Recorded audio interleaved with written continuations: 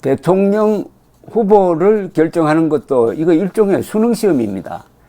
국민들이 투표 행위를 통하여 5년 동안 국민들의 생명, 재산, 자유를 지켜주고 국가 예산을 집행하는 사람을 선택하는 겁니다. 쉽게 말하면은 그렇게 하기 위해서 공권력을 부여합니다. 동시에 공권력 중에서는 국가 예산을 쓸 수 있는 곳간의 열쇠를 줍니다. 총과 열쇠를 준다. 이렇게 해석하면 어떨까요? 그러니까 이것은 국민들이 일종의 출제자가 되어가지고 사람을 선택을 하는 거죠. 지금 현실적으로는 이재명 아니면 윤석열 두 사람 중에 한 사람을 선택하게 되었습니다. 그러면은 면접관이라고 생각하고 국민들이 어떤 기준으로 대통령을 뽑을 것이냐, 국군 통수권자를 뽑을 것이냐, 국가 예산 집행권자를 뽑을 것이냐 하는 것을 생각해 볼 기회가 되었습니다. 수능시험과 대통령 선거와 또는 채용시험을 이렇게 합쳐서 어떤 기준을 한번 마련할 수 있지 않을까 생각해서 제가 한번 메모를 해봤습니다.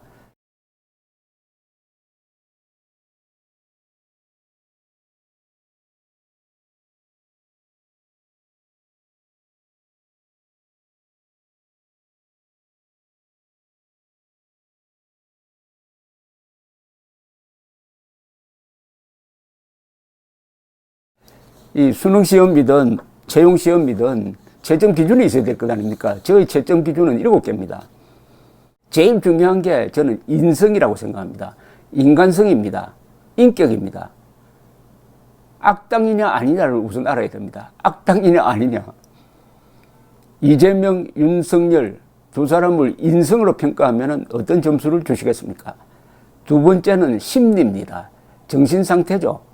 정신상태가 정상인가 아닌가입니다. 왜냐? 국군 통수권자이므로 전쟁을 할 수도 있고 전쟁을 막을 수도 있습니다. 어마어마하게 중요한 게 이게 심리입니다. 심리. 대통령의 심리가 안정되면 국민들도 안정이 되고, 대통령이 심리가 불안정해가지고 말도 아닌 이야기를 연거푸 쏟아 놓으면 나라가 어지러워집니다. 미국조차도 트럼프, 거짓말쟁이 트럼프를 뽑았더니 트럼프가 임기 중에 거짓말한 게 하루 평균 한 10개가 넘는답니다. 그러니까 미국 사람들도 분별력을 상실해가지고 아직도 미국 사람들 전체 한 30%, 그리고 공화당원 중에는 한 60%가 트럼프가 부정선거로 떨어졌다고 이렇게 믿고 있습니다. 이 대통령 잘못 뽑으면은, 그러니까 심리 상태가 불안정한 대통령을 뽑으면은 국민들도 거기에 감염돼 버립니다. 세 번째는 정직성입니다. 쉽게 말하면 국민을 속일 인물인가 아닌가죠. 그리고 거짓말이 들통났을 때 부끄러워하는 사람이냐, 아니면은 오히려 그걸 듣기 위해서 큰 소리 치고 물귀신 작전 서는 사람이냐, 요게 중요하다 이겁니다. 네 번째가 준법성입니다. 법을 지킬 사람이냐 아니냐. 대통령은 오로지 헌법이란 눈밖에 가질 게 없다라고 링컨이 이야기를 했는데, 링컨은 뭐 변호사 출신이니까 헌법을 매우 중요시합니다. 헌법 그리고 법률을 지킬 사람이냐 아니냐, 이게 무너져 버리면은 법치를 대통령이 앞장서서 파괴합니다. 여기에 대법원장이 견제를 하지 않고 오히려 같이 합세를 해버립니다. 지금 문재인, 김명수가 보여주고 있는 법치 파괴, 그게 준법성이 없는 대통령을 뽑은 현상입니다. 준법성을 판정하기 위해서는 그 사람의 정과, 그리고 과거 행동, 그 다음에 병역 의무 등등 국민 의무를 어떻게 이행을 했느냐 여부를 체크를 해야 될 것입니다. 다섯 번째가 한국에서는 이게 특별한 중요성을 가집니다. 이념 성향입니다. 쉽게 말하면 공산주의자이냐 아니면 자유민주주의자이냐를 판별하는 것이죠. 이 판단 기준은 뭐 간단합니다. 공산당과 싸운 적이 있느냐 물어야 됩니다. 면접할 때, 채용시험할 때 그 수험생을 앉혀놓고 당신 공산당과 싸운 적이 있느냐 물어야 됩니다. 또는 공산당 그리고 종북 세력, 친북 세력과 싸운 적이 있느냐 물어야 됩니다. 없다고 하면은 꼬표를 쳐야 됩니다. 대한민국 대통령이 공산당과 대결하지 않는 사람을 뽑는다는 것은 자살행위입니다.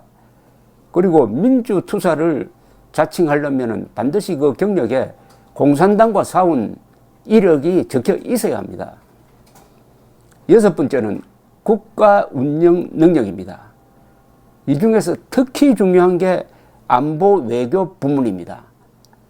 이 경제정책은 실패해도 회복할 수가 있습니다. 부동산 정책 실패해도 복구할 수가 있습니다.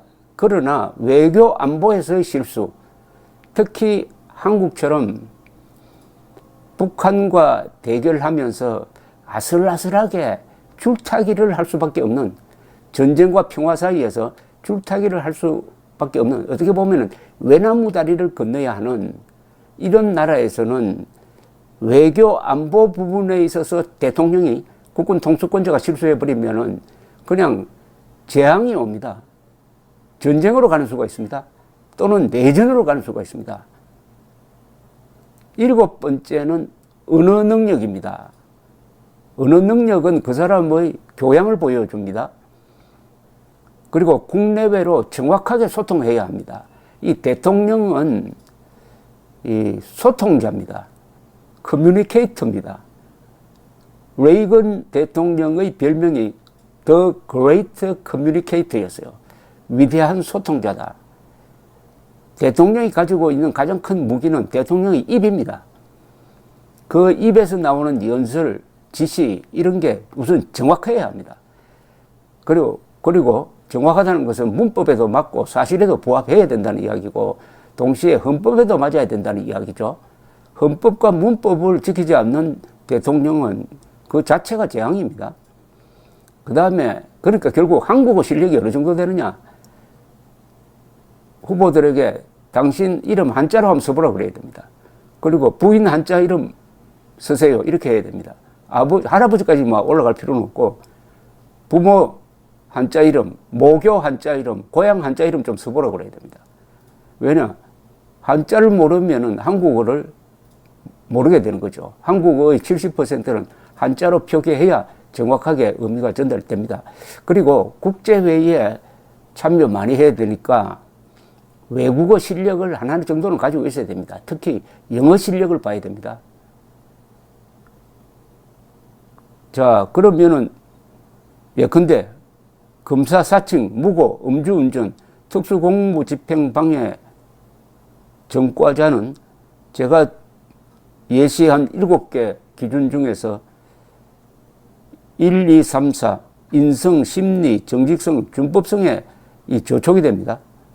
그리고 그 전과에 대해서 반성이 없을 때는 추가 감점을 해야 되는 것 아니냐 하는 생각이 듭니다. 인성, 심리, 정직성, 준법성, 이념 성향, 국가 운영 능력, 언어 능력, 요게 국민들이 가슴에 품고 다녀야 될 7대 채점 기준이다. 조갑제닷컴에 올려놓았으니까 여러분들 프린트 해가지고 많이 돌려보시기 바랍니다. 감사합니다.